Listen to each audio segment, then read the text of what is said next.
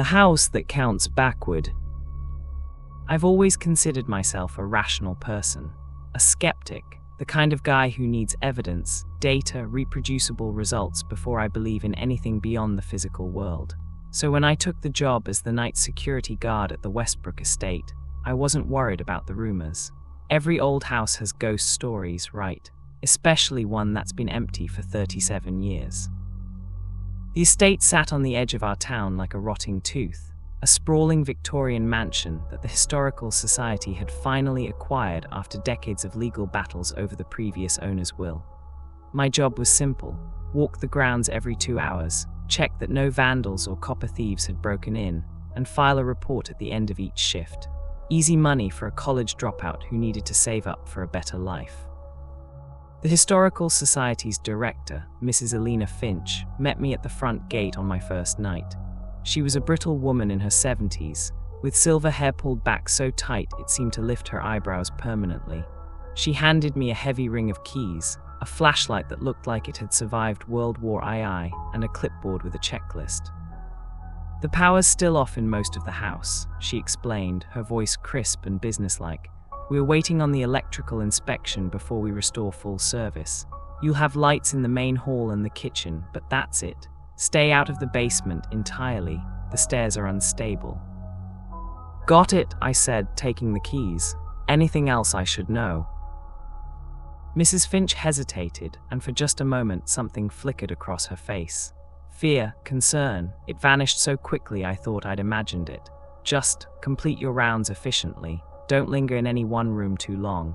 And if you hear anything unusual, it's just the house settling. These old places make all sorts of noises." The way she said it made my skin prickle, but I nodded. "Sure thing." She left me there as the sun set, the mansion's shadow stretching across the overgrown lawn like a dark tide. I watched her car disappear down the long driveway, and then I was alone with the Westbrook estate. The first few hours were uneventful. I did my initial walkthrough, checking doors and windows, making notes on my clipboard. The house was exactly what you'd expect: dusty, filled with furniture draped in white sheets, smelling of mold and time. My footsteps echoed on the hardwood floors. Moonlight streamed through tall windows, creating shifting patterns that my imagination kept trying to turn into human shapes. But there was nothing supernatural about any of it, just an old, empty house. My first round at midnight went smoothly. I walked the perimeter, checked the ground floor rooms, peeked into the parlors and sitting rooms and the library with its walls of books that nobody had read in decades. Everything was secure. I returned to the kitchen, where I'd set up my base of operations, and made myself a cup of instant coffee with water from a bottle I'd brought. It was during my 2 a.m. round that I first noticed the numbers. I was walking through the second-floor hallway, my flashlight beam cutting through the darkness when I saw them. Written on the wall in what looked like pencil, just barely visible, the number 7. I stopped, frowning. I hadn't noticed it during my first round, but then again, I'd been moving quickly, getting familiar with the layout. I continued down the hall and found another number about 10 feet later, the number 6. Probably kids, I thought. Urban explorers or teenagers who'd broken in before the Historical Society had secured the property. They'd marked their path or played some kind of game. Nothing sinister about it. But then I found the number 5, and then 4, and then 3. They were counting down, leading me deeper into the residential wing of the mansion. The numbers appeared at regular intervals, each one written in the same shaky pencil script. I followed them almost without thinking, my curiosity overriding my initial plan to just check the obvious entry points. The number 2 appeared on a door frame. The door itself was closed, and unlike most of the others I'd passed, this one looked like it had been painted recently. The white paint was fresh, not peeling or yellowed like everything else in this house. The number 1 was written on the door itself. I stood there for a long moment, my hand on the doorknob, every instinct suddenly screaming at me not to open it, which was ridiculous. I was the security guard. I was supposed to check every room. That was literally my job. I turned the knob and pushed the door open. The room beyond was a child's bedroom, frozen in time. A small bed with a faded quilt, a rocking horse in the corner, its paint chipped and worn. Shelves lined with toys from what looked like the 1950s or 60s, tin robots, wooden blocks, a porcelain doll with glassy eyes that seemed to follow my flashlight beam. The air in here was different, colder, with a smell like dried flowers and something else I couldn't identify, something chemical and sweet. And on the far wall, written in that same shaky pencil script, was the number 0. I felt my breath catch. Below the 0, someone had written a single word in small, cramped letters. Ready. Okay, I said aloud, my voice sounding too loud in the stillness. This is officially creepy. Good job, Historical Society. Maybe mention the weird countdown in the briefing next time. I was trying to laugh it off, but my hands were shaking as I made a note on my clipboard. I took a photo of the 0 with my phone, thinking Mrs. Finch would want to know about the vandalism. Then I backed out of the room and closed the door. The walk back to the kitchen felt longer than it should have. The house seemed darker, the shadows deeper. Every creak of the floorboards under my feet sounded like footsteps behind me.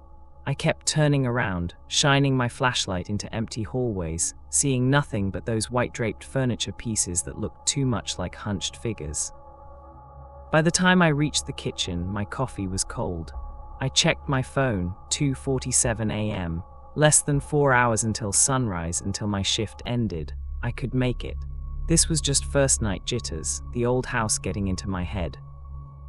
I was halfway through a stale sandwich when I heard it. A sound from somewhere above me. Slow, deliberate footsteps moving across the second floor, right above where I sat. I froze, sandwich halfway to my mouth. The footsteps continued, steady, methodical, walking from one end of the ceiling to the other, then stopping. Mrs. Finch had said the house made noises. Houses settle, pipes clank, wood expands and contracts, but this didn't sound like any of that. This sounded exactly like someone walking. I grabbed my flashlight and headed for the stairs, telling myself I was being professional, doing my job, not running toward danger like an idiot in a horror movie, but responsibly investigating a potential intruder. The second floor was empty, silent. The hallway stretched before me, moonlight creating alternating patches of light and shadow. I walked slowly, checking each room as I passed. Empty, empty, empty. I reached the hallway where I'd found the countdown. My flashlight beam found the number 7, still there on the wall, then 6, then 5. Except now there was something different. Below each number, someone had added a single tally mark. Fresh pencil, the graphite still slightly shiny. My heart started hammering. I moved faster, my flashlight jerking from number to number. 4, 1 tally mark. 3, 1 tally mark. 2, 1 tally mark. The door with the number 1 stood open now. I knew I'd closed it. I specifically remembered pulling it shut, hearing the latch click. I approached slowly, every nerve in my body screaming at me to run. But I couldn't. Something compelled me forward, some sick need to know what had changed in that room. The child's bedroom looked the same as before. Same bed, same rocking horse, same shelves of vintage toys, but the 0 on the far wall was different now. Someone had added a tally mark below it. And below that, in fresh pencil, a new number had appeared, -1. No, I whispered. No, that's not how countdowns work. You reach 0 and you stop. But even as I said it, I knew I was wrong. This countdown wasn't stopping.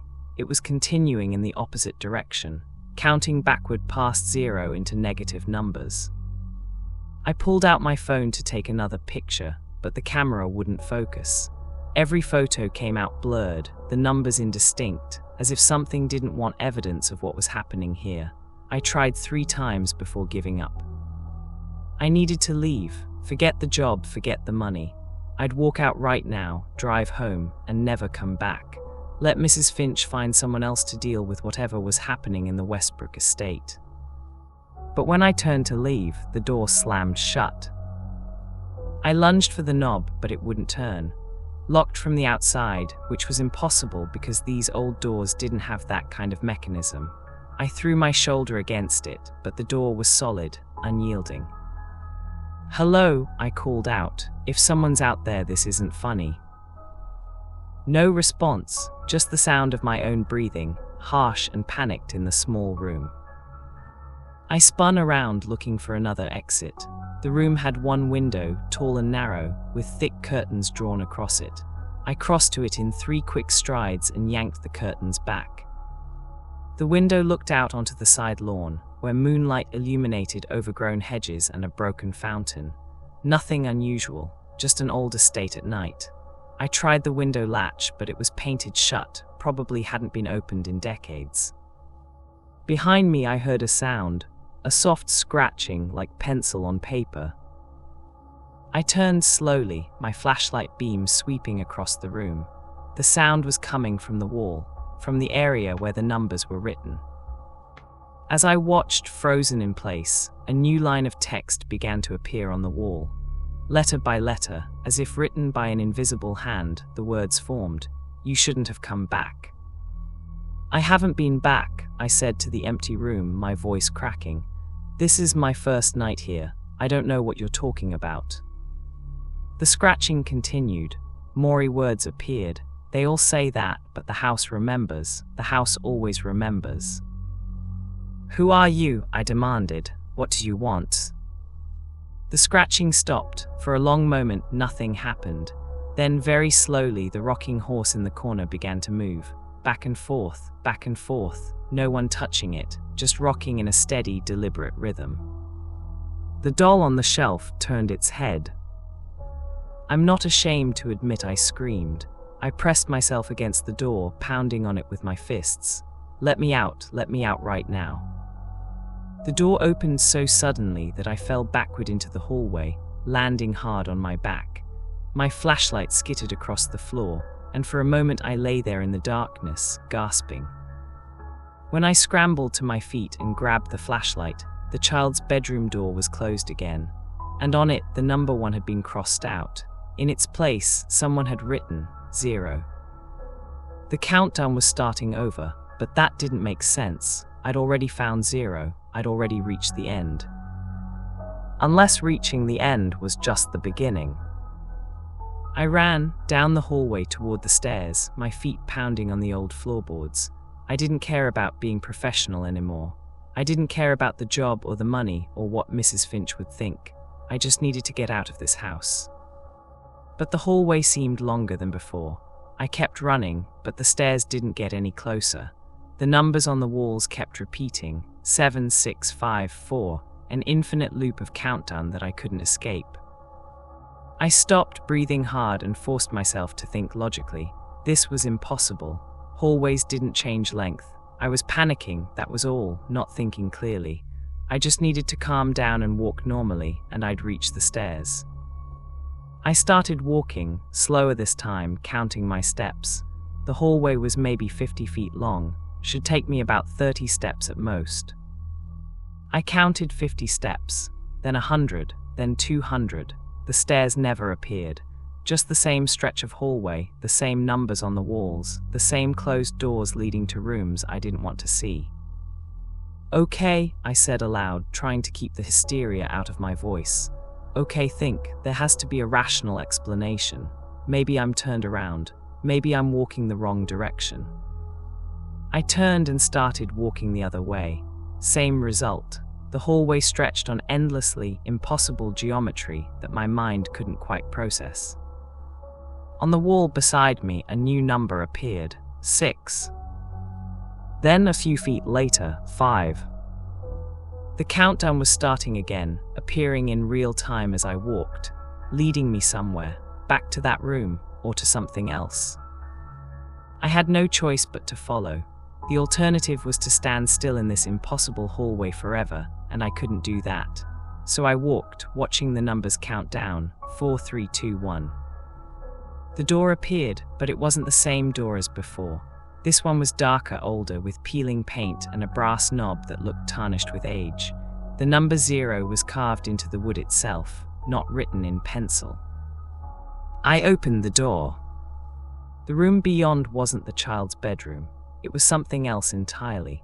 A long, narrow space that shouldn't have been able to fit inside the mansion's structure.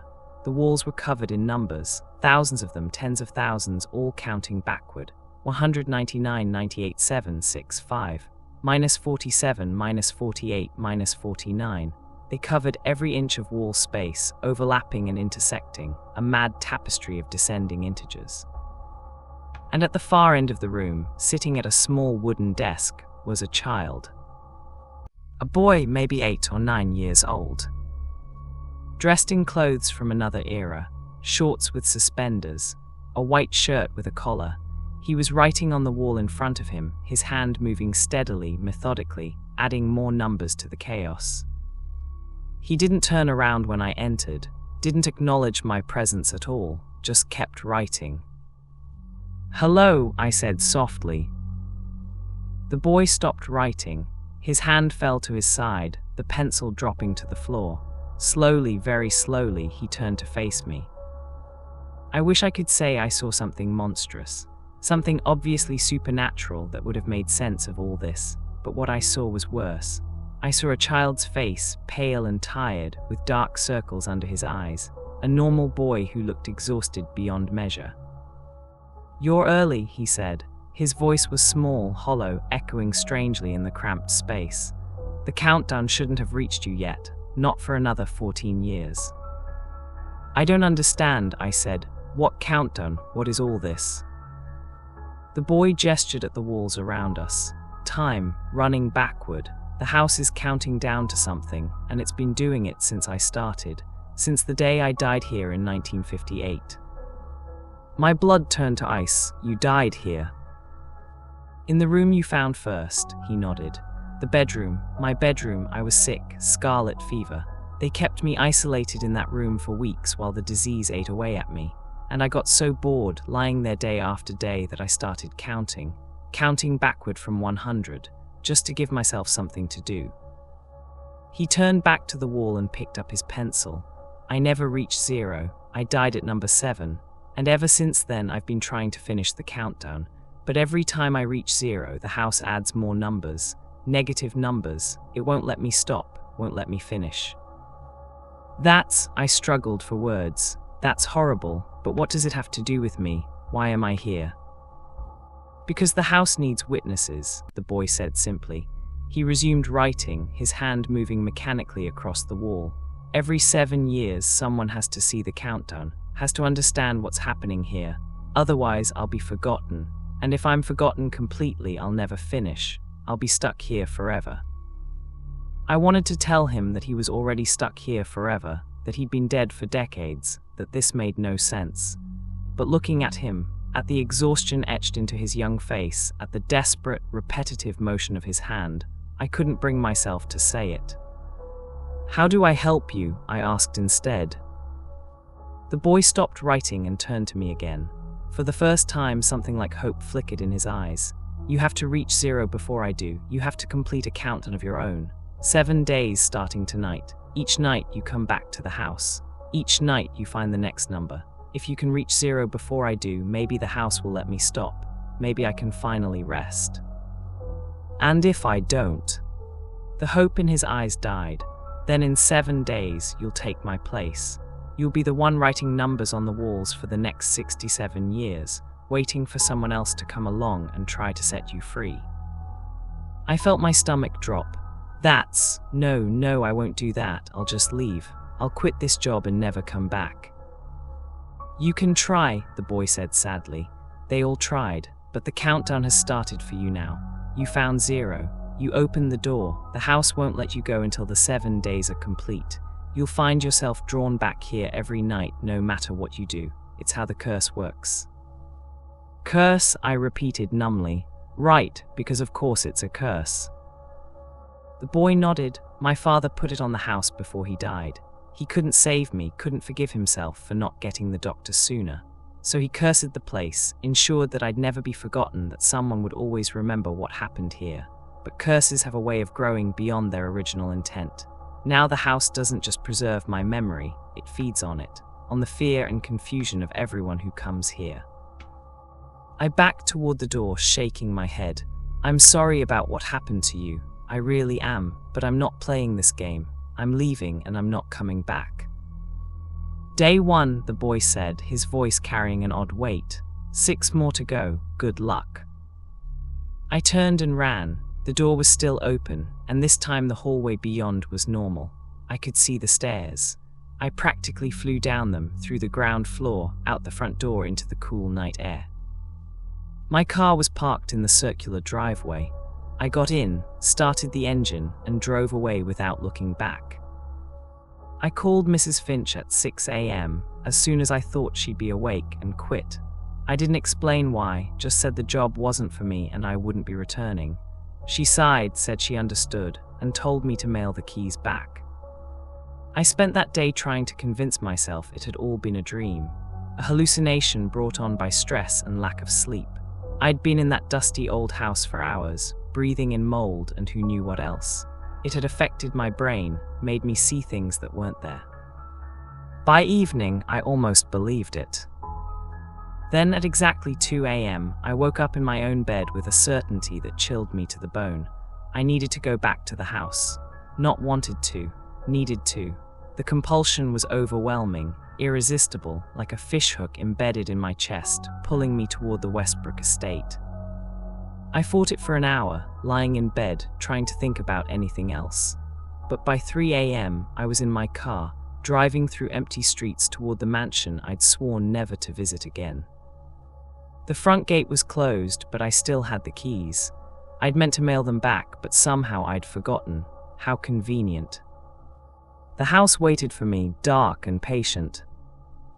I found the countdown easily this time. The number 6 glowed faintly on the wall of the main hall, visible even without my flashlight. Below it, someone had written, Day 2 of 7. And I understood with a sinking certainty that the boy had told the truth. The house wouldn't let me go, not until I'd either completed the countdown or taken his place at the end of 7 days. I'm writing this now on day 4. I've been back to the house every night, following the countdown, finding the numbers that appear in new locations each time. I've learned things about the Westbrook estate, about the family that lived here, about the tragedy that started all of this. And I've seen the boy again, multiple times. He's always writing, always adding to the infinite countdown on those walls. Sometimes he looks at me with that same desperate hope. Sometimes he doesn't acknowledge me at all. 3 more days, 3 more numbers until I reach 0 again. I don't know what happens then.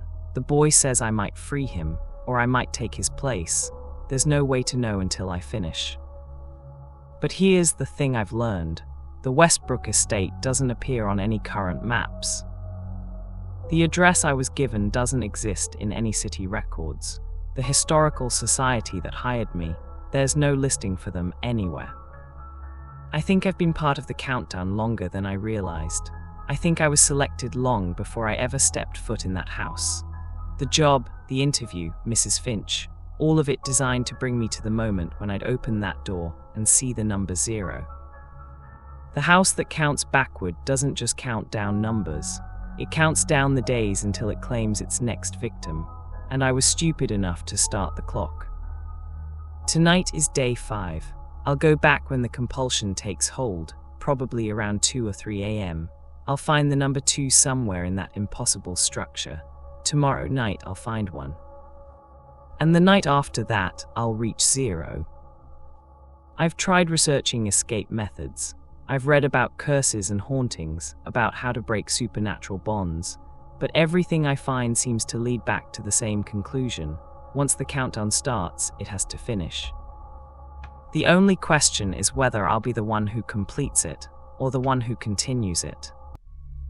I'm terrified that I already know the answer, because sometimes, late at night when I close my eyes, I see numbers, counting backward, always backward, and I feel the phantom weight of a pencil in my hand, writing on walls that stretch into infinity. The house that counts backward is patient. It's been waiting since 1958, and it can wait forever if needed, but it won't have to wait much longer. Because I'm running out of numbers to find. And when I reach 0 this time, I have a feeling there won't be a door to walk back through. Just walls that need filling and a countdown that never, ever ends.